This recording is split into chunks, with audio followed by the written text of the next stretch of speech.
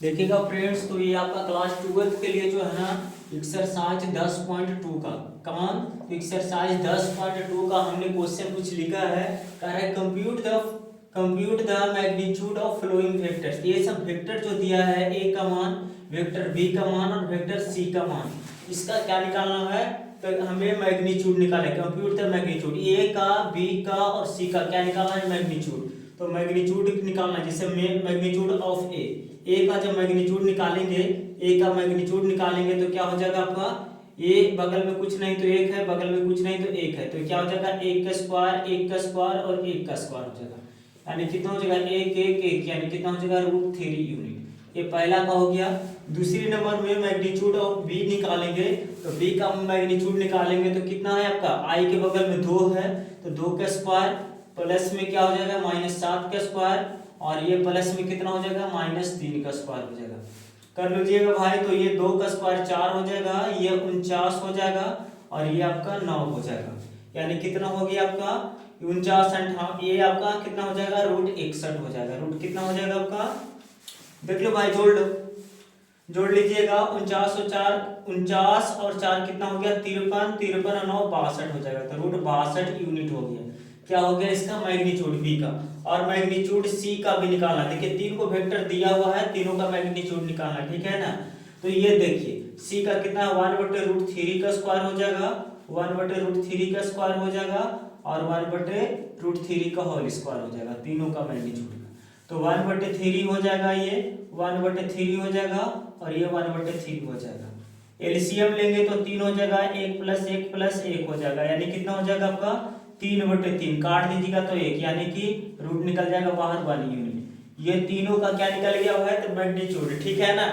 देखोगे तो देखेंगे फ्रेंड्स, तो आपका compute the magnitude of flowing vector आसानी से निकालते हैं। ए दिया, बी दिया, जिसका भी निकालना रहे तो हमने बता चुका है थ्योरी में कि जो आई के बगल में है, जे के बगल में, के के बगल में है, उसी का स्क्वायर करके प्लस कर दीजिए, ये निकल जाएगा।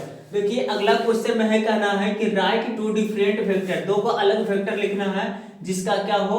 मैग्नीट्यूड सेम है। तो इसका जो है ना 2 को जैसे कि मान लेते हैं, लेट 2 डिफरेंट वेक्टर, पहला नंबर के लिए 2 को बताना है, 2 को ऐसे वेक्टर का नाम बताना है जिसका क्या हो? पहले नंबर मैग्नीट्यूड सेम रहे। तो पहले नंबर के लिए मान लेते हैं, तो आंसर में पहले नंबर के मान लीजिए, लेट 2 डिफरेंट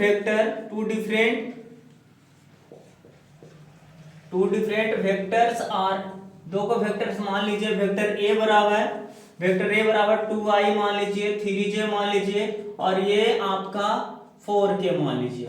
उसी तरह से वेक्टर बी का मान लिए हैं 3i मान लीजिए और ये 2j मान लीजिएगा या 4k मान लीजिए और प्लस में क्या कर लीजिएगा? आपका 2k कर लीजिएगा। देखिएगा मानने के क्रम में करिए ना भाई कि जो वेक्टर पहले लिया है वही वेक्टर इसमें उसी कोफिशिएंट का उपयोग, देखिए यही 2 3 4 का उपयोग कर रहे हैं, 3 यहाँ रख दिए, 4 रख दिए, किसी को आगे और जब a का मैग्नीट्यूड आप निकालेंगे तो आपको पता होना चाहिए कि 2 का स्क्वायर लिखेंगे, 3 का स्क्वायर लिखेंगे और 4 का स्क्वायर लिखेंगे, यानी कितना हो जाएगा? 16, 16 4 20 और 9 √29 हो जाएगा। उसी तरह से मैग्नीट्यूड जब b का निकालिएगा तो b का जब मैग्नीट्यूड निकालेंगे तो हो जाएगा 3 का स्क्वायर, 4 का स्क्वायर और ये 2 का स्क्वायर हो जाएगा। तो इसका भी निकालिएगा तो 9 16 4 कितना हो जाएगा? √29 ही हो जाएगा। तो देखिएगा दोनों का क्या हो गया आपका? दोनों का मैग्नीट्यूड जो हो गया बराबर हो गया। दोनों का मैग्नीट्यूड क्या हो गया आपका? मैग्नीट्यूड तो हो गया बराबर। अब देखिए दूसरी नंबर में कह रहा है डायरेक्शन, तो डायरेक्शन वाले में मान लीजिएगा कि लेट 2 डिफरेंट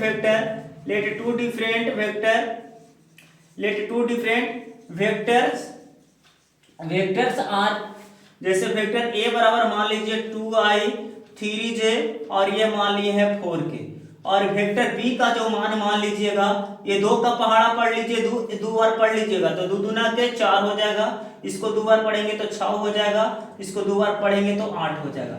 तो यहाँ वेक्टर ए का जो मान है, यहाँ पर देख रहे हैं ना भाई, तो ए आपका वेक्टर बी का जो मान है जो इसी के डायरेक्शन में जा रहा है, ठीक है ना? जैसे कि इस तरह से हो जाता है तो ये दोनों का डायरेक्शन एक ही हो जाएगा, दोनों एक ही पथ पर जा रहा है। जैसे आपका मान के चलिएगा ये प्लेन्स है आपका x और ये हो गया y और ये हो गया आपका z। तो जान रहे हैं कि ये 2 है तो यहाँ पर 2 आया, 3 है तो यहाँ पर 3 गया, और ये आपका 4 है तो 4 इस पर गया। लेकिन यही का डबल गया तो डबल मतलब यहाँ 6 गया, डबल मतलब यहाँ, और ये गया, तो इसका मतलब दोनों का डायरेक्शन यहाँ पर क्या है, सेम है। तो इस तरह से आपका जो है ना कुछ भी आंसर देखिए आपका डिफरेंट वेक्टर्स में डिफरेंट मैग्नीट्यूड और डायरेक्शन में अनगिनत हो सकते हैं, यानी कि कोई भी आप वेक्टर ले सकते हैं, ठीक है ना। तो आप 1 और 2 को क्लियर किए, 3 नंबर के लिए चाहे तो इसको स्क्रीनशॉट आप ले लीजिए और फिर इसके बाद 3 बताते हैं। देखिएगा यहाँ पर जो क्वेश्चन आया है क्वेश्चन नंबर 4, क्वेश्चन नंबर 5 और ये क्वेश्चन नंबर 6 देखते हैं। Find the value of x and y that the vectors 2i + 3j and 3xi + yj are equal. कहना है कि x और y का मान निकालिए जिसमें आपका वेक्टर a है और वेक्टर ये दोनों वेक्टर जो है क्या है, इक्वल। तो अकॉर्डिंग टू क्वेश्चन लगा दीजिएगा, सिंस आपका 2i + 3j क्या हो जाएगा आपका, इक्वल है किसका, xi के और किसका, yj के।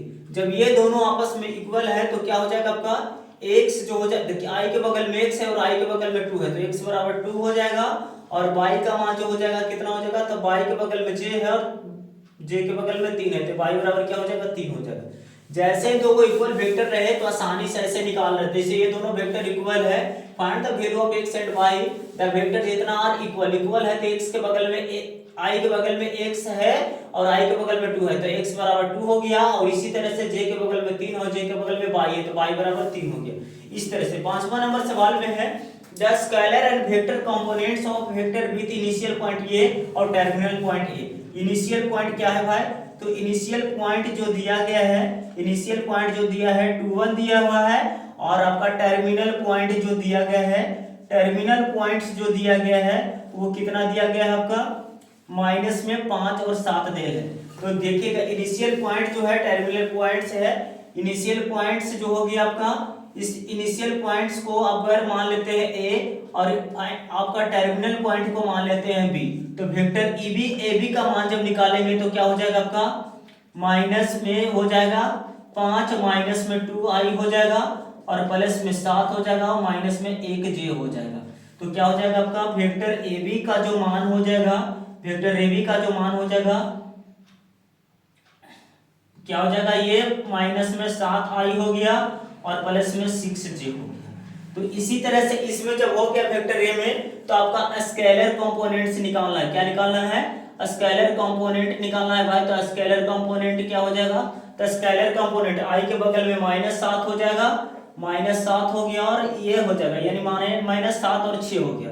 और वेक्टर कंपोनेंट्स जो हो जाएगा क्या हो गया आपका, तो वेक्टर कंपोनेंट से निकालना बहुत ही आसान है भाई। तो यही दोनों जो है वेक्टर कंपोनेंट है, माइनस में 7i हो गया और कितना हो गया, 6j हो गया। यानी कि जैसे ही इनिशियल पॉइंट और टर्मिनल पॉइंट दिया रहे तो ये टर्मिनल में से इनिशियल को घटा दीजिएगा, ये वेक्टर भी निकलेगा, अगर वेक्टर भी निकालना तो वेक्टर निकल गया, और बगल में है जो आपका बगल में जो है वो गया स्केलर कंपोनेंट और ये हो गया दोनों वेक्टर कंपोनेंट्स। कह रहे the sum of vectors a b and c, तो a plus vector b plus vector c का मान क्या हो गया, तो निकालना है भाई a b c का मान निकालना है। तो क्या हो जाएगा सॉल्यूशन में a plus b plus c, a के जगह बगल में 1 और इसके बगल में 2 है और माइनस में यहाँ पर 1 है, तो 2 माइनस में और 1 1 प्लस में, यानी कितना हो गया 0i, तीनों जोड़ेंगे तो यानी इस तरह से जोड़ता है भाई। तो 1 प्लस -2 प्लस 1 इस तरह से, यानी तीनों आपस में जुड़ेगा तो ये हो जाएगा 0i। इसी तरह से इसमें जोड़ेंगे -2 है और प्लस में 4 है, माइनस में ये है तो माइनस में 8 हो गया, तो यानी कि माइनस में 4j हो गया। और इसी तरह से इसको जोड़ेंगे 1 और ये 5 कितना हो गया 6, और 6 है प्लस में और ये माइनस में, तो यानी माइनस में k हो गया। यानी कहने का मतलब है 4j हो गया और आपका कितना हो गया माइनस में k हो गया। यही आपका हो गया a plus b plus c। यानी कि जोड़ना रहे भाई तो सीधे कि i का कोफिशिएंट तीनों में एक साथ में जोड़ेंगे और j का कोफिशिएंट को एक साथ में और k का कोफिशिएंट को एक साथ में, तो ये सम आपका इस तरह से निकल जाएगा। आए समझ में, चाहे तो इसको स्क्रीनशॉट आप क्वेश्चन नंबर 6 तक ले लीजिए। देखिएगा बहुत ही बढ़िया सवाल आया है इसमें। तो ये क्वेश्चन दिया गया है आपका, कहना है find the unit vector in the direction of vector इतना। ए वेक्टर ए के डायरेक्शन में यूनिट वेक्टर निकालना है भाई। तो दे दिया गया है उसको लिख दीजिएगा गिवन डेट। तो दिया गया है आपका जो गिवन डेट, तो दिया गया है आपका क्या दिया है, वेक्टर ए का मान जो दिया गया है i प्लस जे प्लस 2 के दिया गया है। इसका निकालना है यूनिट वेक्टर। तो पहले मैग्नीट्यूड निकालेंगे। मैग्नीट्यूड ऑफ ए क्या हो जाएगा आपका अंडर रूट 1 का स्क्वायर और ये क्या है आपका 2 है, तो क्या हो जाएगा आपका 2 का स्क्वायर हो जाएगा। यानी कितना हो जाएगा आपका, ये आपका 1 और 1 2 हो गया और ये 2 का स्क्वायर कितना हो जाएगा 4, यानी कि कितना हो गया आपका ये 4 5 6 हो गया, यानी कि 6 यूनिट क्या हो गया आपका, इसका मैग्नीट्यूड ए हो गया। तो यूनिट वेक्टर निकालना है। यूनिट वेक्टर का यूनिट वेक्टर ऑफ ए का यूनिट वेक्टर क्या हो जाएगा 1 बटे मैग्नीट्यूड ए हो जाएगा इनटू में वेक्टर ए हो जाएगा। तो मैग्नीट्यूड कितना निकालिए है √6 और ए का मान कितना है, ए का मान दिया है i j और दिया है 2 के। तो ध्यान दीजिएगा यही आंसर लिख सकते हैं, या तो √6 से भागा दीजिए तो 1 बटे √6 i हो जाएगा प्लस 1 बटे √6 j हो जाएगा और 2 बाई √6 के हो जाएगा। तो ये हो गया आपका यूनिट वेक्टर। क्या हो गया आपका ये यूनिट वेक्टर निकालिए साथ में। देखिएगा 8 नंबर में यूनिट वेक्टर ही निकालना है, ठीक है। कैसे निकालना है, तो कहना है find the unit vector in the direction PQ। PQ का निकालना है, P से Q तक निकालना है, where P and Q are the points. P का ये पॉइंट दिया है, Q का ये दिया हुआ है। तो ये देखिएगा निकालिएगा position vector of P। Position vector of P का निकालेंगे पोजीशन वेक्टर, तो क्या हो जाएगा i प्लस 2j प्लस 3 के हो जाएगा। ऐसे समझ में ये i हो जाएगा। और इसी तरह से निकालिएगा सॉल्यूशन में आपका पोजीशन वेक्टर ऑफ Q का जब पोजीशन वेक्टर निकालिएगा तो क्या हो जाएगा आपका 4i हो जाएगा और 5k हो जाएगा और ये 5j हो जाएगा और प्लस में 6k हो जाएगा। ये देखिए P का पोजीशन वेक्टर निकल गया और Q का, क्योंकि P पॉइंट्स इतना है तो पोजीशन वेक्टर ये और Q पॉइंट्स इतना है तो पोजीशन वेक्टर ये। पोजीशन वेक्टर अब निकालना है पोजीशन वेक्टर ऑफ PQ का निकालिएगा भाई, तो क्या हो जाएगा P से Q, यानी कि 4 में से देखिए 4i में से i चल जाएगा तो 3i बचेगा, उसी में से 5 में से चल जाएगा तो 3j बचेगा और उसी तरह से 6 में से चल जाएगा तो ये आपका 3k बचेगा। ये निकल गया PQ। और इसी में आपका मैग्नीट्यूड ऑफ PQ निकालिए तो क्या हो जाएगा अंडर रूट 3 के स्क्वायर प्लस में 3 के स्क्वायर प्लस में आपका क्या हो जाएगा आपका 3 के स्क्वायर हो जाएगा, यानी कितना हो जाएगा 9 का 9 9 18 9 27 रूट हो गया, यानी कि 3√3 हो गया। कितना हो गया आपका, ये 9 गुने आपका 3 हो गया ना, तो ये 3√3 हो गया आपका। आए बात समझ में, 3√3 हो गया। यूनिट क्या हो गया ये आपका निकाल गया ये, यानी कि निकालना है तो यूनिट वेक्टर ऑफ PQ का जो यूनिट वेक्टर निकालिएगा भाई, तो मान लेते हैं कि PQ का यूनिट वेक्टर जब निकालिएगा तो क्या हो जाएगा 1 बटे मैग्नीट्यूड PQ हो जाएगा और इनटू में हो जाएगा आपका PQ का हो जाएगा। तो PQ का मैग्नीट्यूड कितना है 1 बटे 3√3 हो गया और PQ का मान कितना दिया गया है आपका 3i 3j और आपका 3k। ये निकाल लिए था PQ का, भागा दे दीजिए इसको तो 3 से 3 कट जाएगा 1 बटे √3i हो जाएगा। वही बात इसमें 3 से 3 कट जाएगा 1 बटे √3j हो जाएगा और उसी तरह से 1 बटे √3k हो जाएगा। आए बात समझ में, तो ये इस तरह से आपका निकल जाएगा ये यूनिट वेक्टर। तो यूनिट वेक्टर निकालना है 8 नंबर में, फिर से देख लो, ठीक है। Unit vector of direction PQ का डायरेक्शन में निकालना है where P and Q are the points. तो P का पॉइंट्स ये है और Q का पॉइंट्स ये है, तो पोजीशन वेक्टर ऑफ P तो i 2j 3k।